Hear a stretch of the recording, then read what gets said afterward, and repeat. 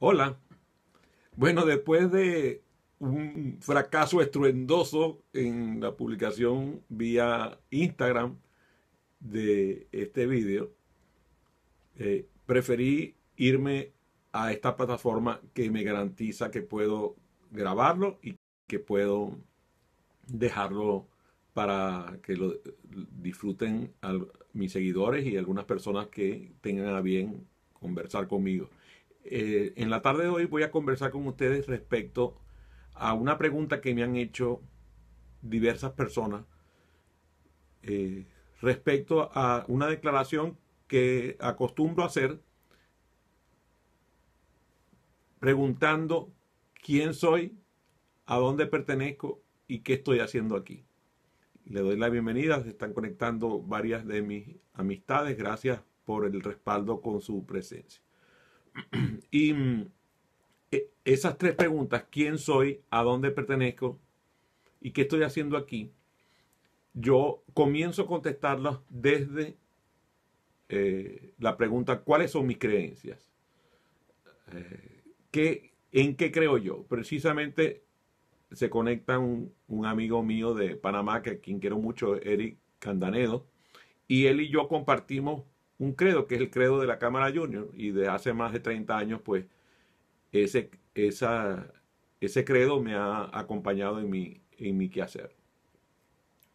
Fíjate que a mí me gusta pensar que ese credo que fue escrito para una organización, para el desarrollo del liderazgo de las personas jóvenes, que se llama la Cámara Junior, oye, pareciera que hubiera interpretado lo que para mí desde muy joven, muy muchacho, pensaba que era mi credo. Yo creo que la fe en Dios da sentido y objeto a mi vida. Eso es un credo que me ha acompañado durante más de 30 años y que yo desde muy temprana edad estaba en el Colegio Gonzaga, en el Colegio de los Jesuitas, en la ciudad de Maracaibo, de donde yo soy originario, pues yo sentía que ese era mi credo y así lo sentía y lo hacía saber. Yo creo en Dios y creo que la fe en Dios da sentido y objeto a mi vida. Eso es un ejemplo de una creencia, pero hay otras creencias eh, que no tienen nada que ver con creencias religiosas. Tienen que ver, por ejemplo, con creencias morales, creencias éticas, creencias políticas. Entonces, uno de los elementos para responder el quién soy yo, de los primeros que yo te recomiendo realizar, es que escribas cuáles son tus credos, cuáles son tus creencias. A mí me gusta utilizar los mapas mentales de Tony Buzan y me han dado extraordinarios resultados. El mapa mental es una técnica muy fácil de aprender. Puedes aprenderla entrando en el sitio de Tony Buzan, tonybuzan.com, y allí puedes encontrar la manera en cómo se elabora un mapa mental. Entonces, yo te recomiendo que utilices los mapas mentales porque de esa manera va a quedar plasmado todo todo tu ejercicio de quién soy, a dónde pertenezco y qué estoy haciendo aquí. El segundo ejercicio que me gusta realizar es precisamente lo que no me gusta, tanto lo que no me gusta de mí como lo que no me gusta de los demás, como lo que no me gusta en general. O sea, ¿qué es lo que a mí no me gusta? Claro, el ejercicio más fuerte es el ejercicio de lo que no me gusta de mí. El otro aspecto es lo que sí me gusta. Y lo que sí me gusta de mí, lo que sí me gusta de las demás personas, lo que sí me gusta, que yo puedo afirmar que sí me gusta. Entonces, haces una lista tan exhaustiva como pueda. No es lo que a los demás les gusta de ti, no es lo que a los demás les disgusta de ti, es qué es lo que a ti te gusta de ti. Y entonces de esa manera vas haciendo esta lista lo más exhaustiva y profunda posible. ¿Qué es lo que te gusta de ti? ¿Qué es lo que no te gusta de ti? Y y algunos hacen el ejercicio de lo que en el ambiente empresarial se conoce como el FODA, fortalezas, oportunidades, debilidades y amenazas. Yo te recomiendo que para este ejercicio hagas el ejercicio de escribir no solamente lo que te gusta o no te gusta de ti, sino cuáles consideras tú que son tus debilidades. Y yo diferencio grandemente eso porque a mí mis debilidades no necesariamente no me gustan. Y te parecerá un poco extraño, pero a mí hay debilidades mías que a mí me gustan. Y hay fortalezas mías que no me gustan. Entonces, por eso lo diferencio. Una es la lista de lo que me gusta y lo que no me gusta, y la otra es la lista de lo que siento que son mis debilidades o siento que son mis fortalezas. Por cierto que hay estupendos sitios en línea para hacer ejercicio de detección de fortalezas y debilidades. Si tú me escribes a mi sitio web, adriancotin.com, o a mi dirección electrónica, adriancotin@gmail.com, con gusto comparto contigo los vínculos que te puedo recomendar para hacer ese ejercicio de detección de debilidades y de fortaleza, sobre todo de fortaleza.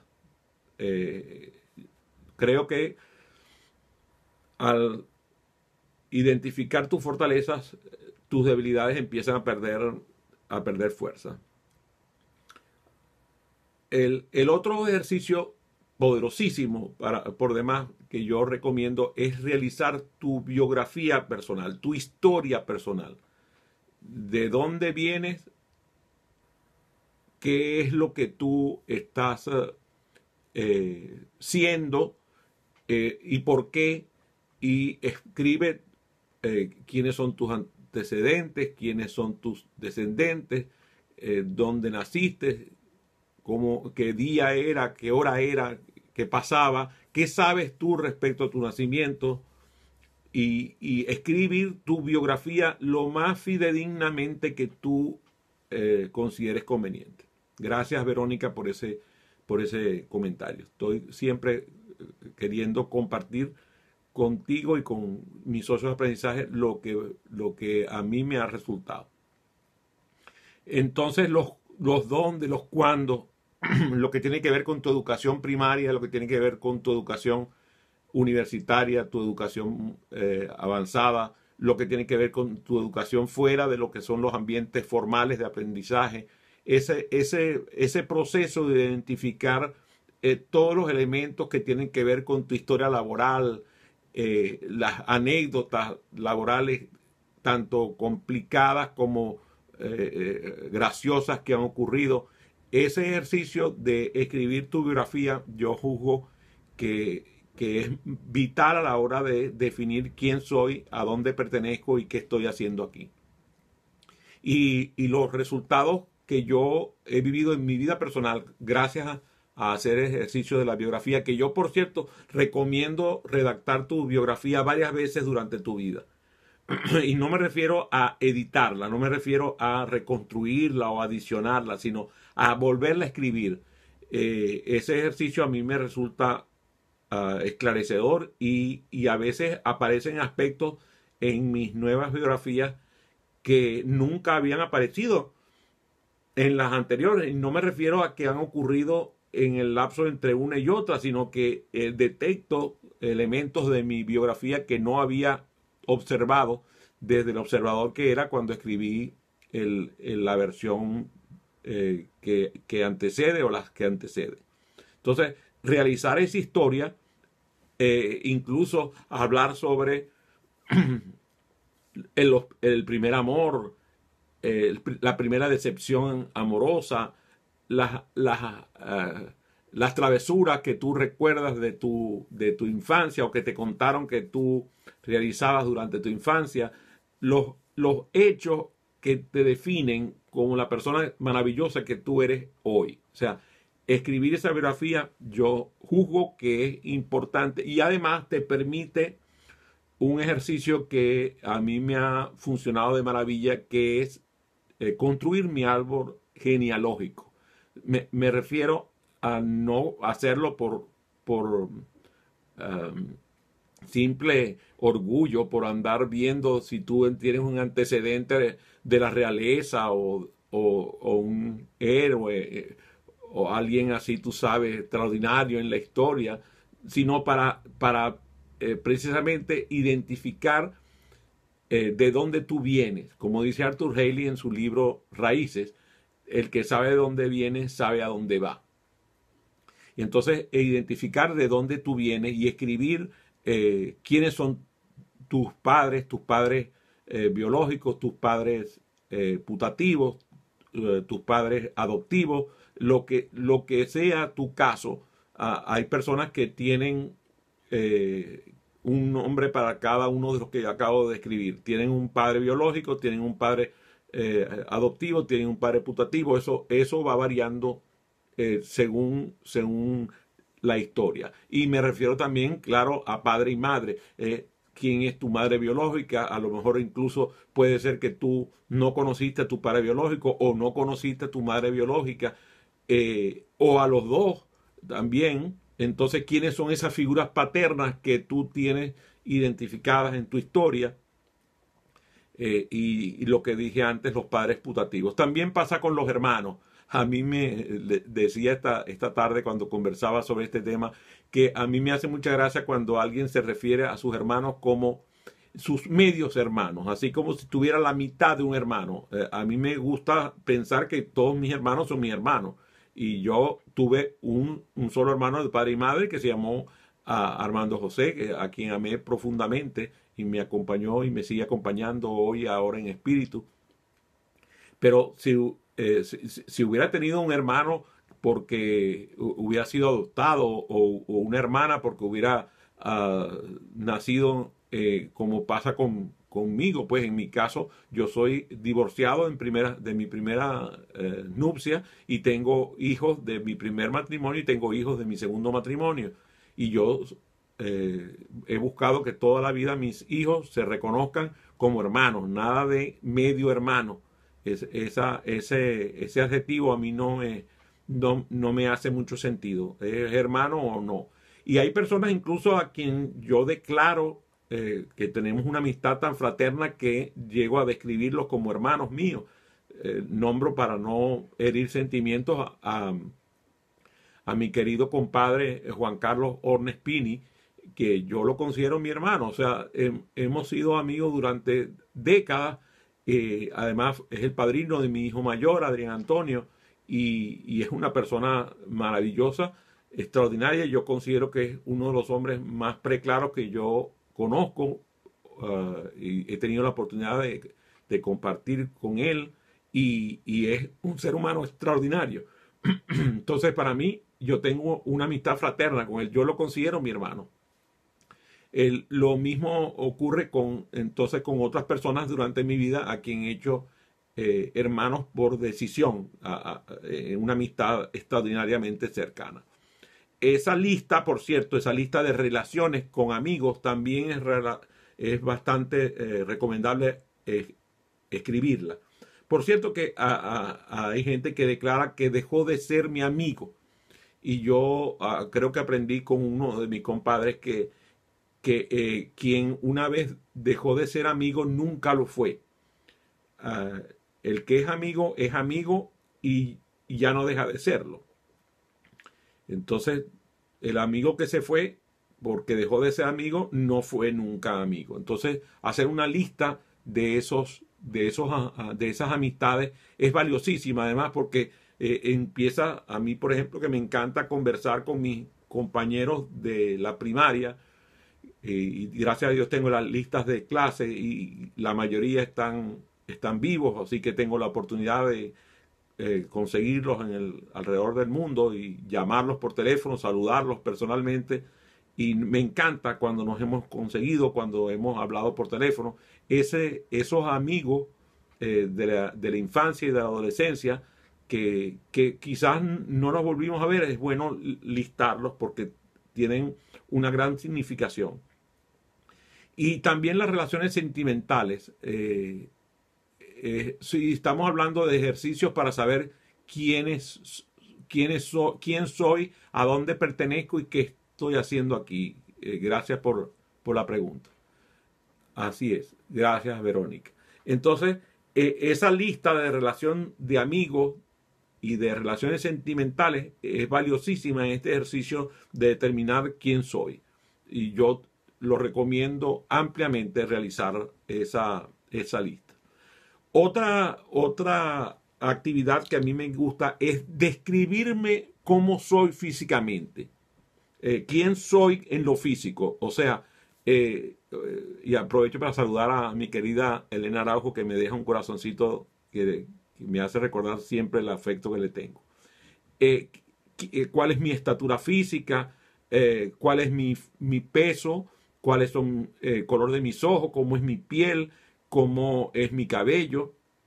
Bueno, ya no tengo mucho, pero todavía los recuerdo, los que tengo. Entonces, yo recomiendo ampliamente hacer ese ejercicio de describirme físicamente.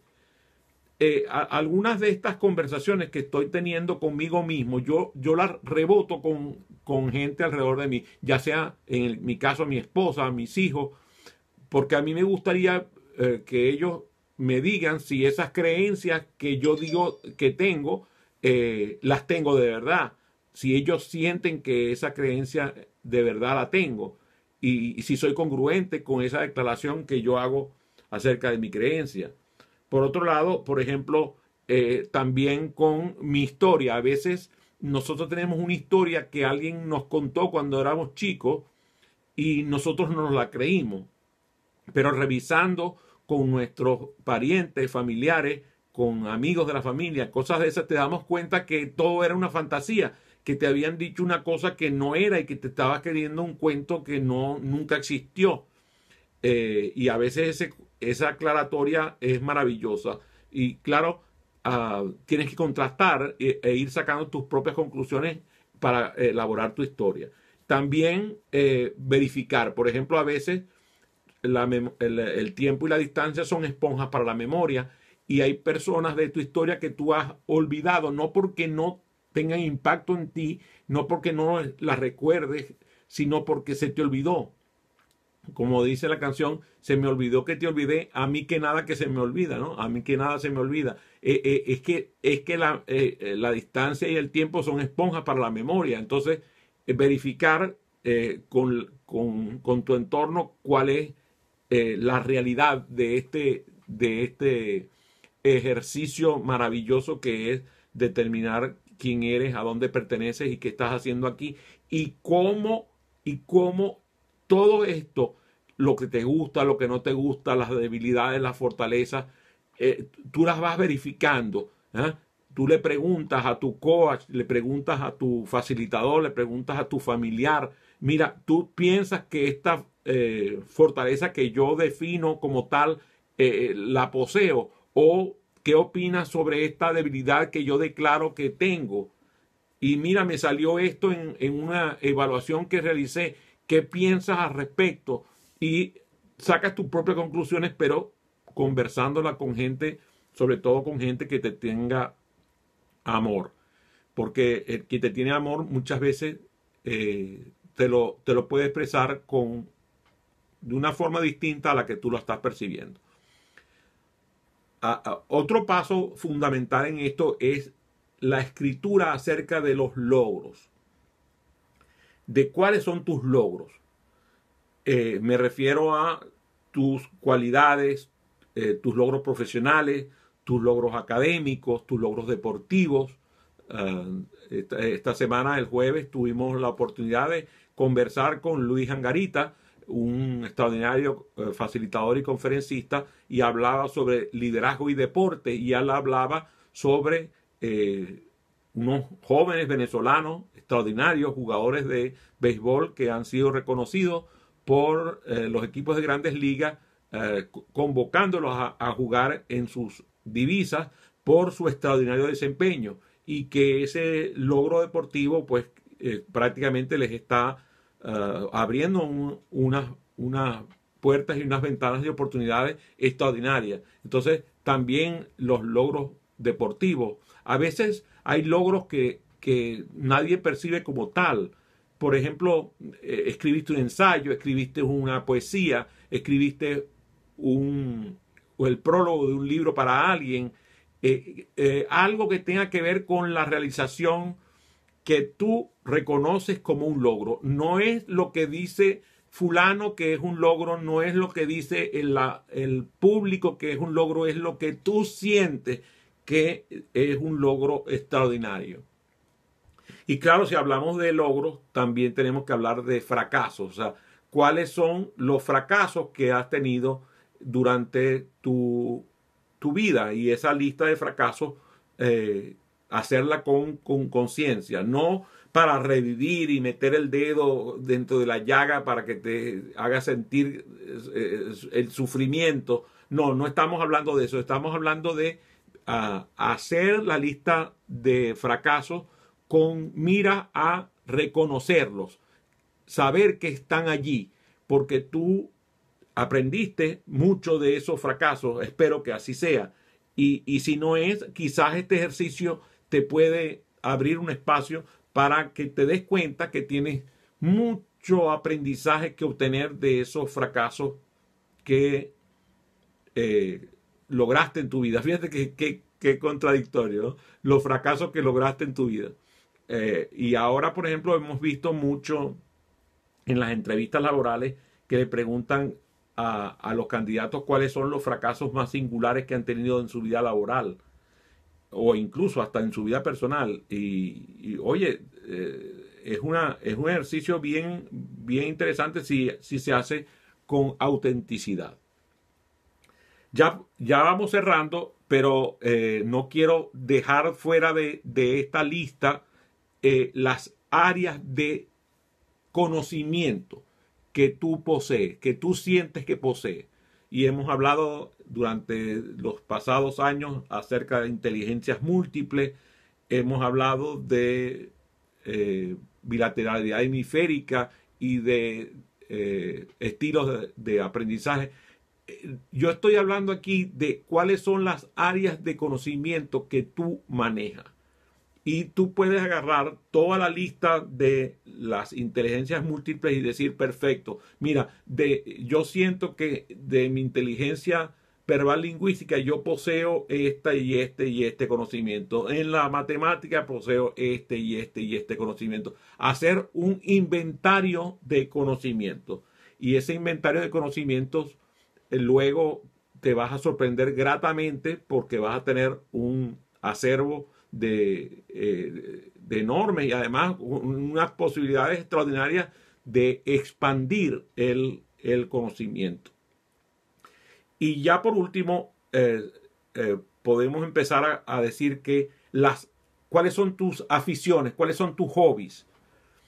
Y a veces yo, por ejemplo, he variado mucho de hobbies durante mi vida. Algunos se han sostenido durante toda mi existencia, como por ejemplo el hobby de la lectura. A mí me encanta leer y así lo he hecho durante prácticamente toda mi vida. Recuerdo que estaba muy niño cuando en mi primer trabajo, que fue limpiando botas, limpiando calzado, bolero, como le dicen allá en México, aprovechando que está Amalia en esta sesión. Bueno, yo recuerdo que yo limpiaba calzado y me daban el dinero y yo lo guardaba. Y con el primer dinero que pude acumular con una cantidad ya decente, mi papá puso una cantidad similar y fuimos juntos y compramos una enciclopedia que se llamaba Lo sé todo. Y esa enciclopedia me acompañó durante toda mi vida e incluso compré después los ejemplares que se fueron produciendo adicionales y esa enciclopedia la tuve durante toda mi existencia y después mi hijo Adrián Antonio la heredó y yo recuerdo que cuando se vino a vivir a los Estados Unidos hace como 20 años todavía la enciclopedia estaba allá en su cuarto. Saludo a César, gracias César también por estar conmigo. Entonces, claro, ese hobby, el hobby de la lectura, me acompañó desde muy temprana edad, desde que comencé a leer siendo un párvulo. Y todavía pues leo prácticamente, no hay un solo día de mi vida que yo no lea. Pero, por ejemplo, hay hobbies que he tenido y he dejado de tener. Por ejemplo, he sido filatelista durante varios años de mi vida. Fui numismático, coleccioné tanto estampillas como monedas e incluso llegué a tener colecciones muy significativas numismáticas de las acuñaciones de monedas venezolanas, que ya dejé de tenerlas, simplemente no continué y evolucioné para otros hobbies. Entonces, anotar esos hobbies o las aficiones. Por ejemplo, yo soy un aficionado al cine. Creo que para nadie es eso es ignorado, excepto para quien no me conoce. Porque el cine ha sido una de mis pasiones. Me encanta ir al cine y hay películas que he visto hasta el hartazgo. He visto, por ejemplo, en salas de cine he visto 56 veces Ben-Hur y luego la he visto en vídeo incontables cantidades de veces. No solamente la versión extraordinaria de Cecil B. DeMille que muchos recuerdan a color, sino que la vi cuando era cine mudo y extraordinaria versión la de Ben-Hur. Ben-Hur, por ejemplo, la he visto así y me encanta el cine y me encanta el cine de autor, me encanta, hay algunos géneros que cultivo, tengo una colección bien bonita de extraordinarios títulos. Estoy aficionado a la música, soy aficionado al arte, me encantan las aficiones. Yo creo que las aficiones son parte vital de este inventario del cual estamos haciéndonos cargo con este ejercicio que estamos haciendo para determinar quién soy, a dónde pertenezco y qué estoy haciendo aquí. Y ahora nos metemos en cosas un poco más fuertes, ya para finalizar completamente, lo que son mis miedos. Lo que son mis miedos, tanto mis miedos racionales como mis miedos irracionales.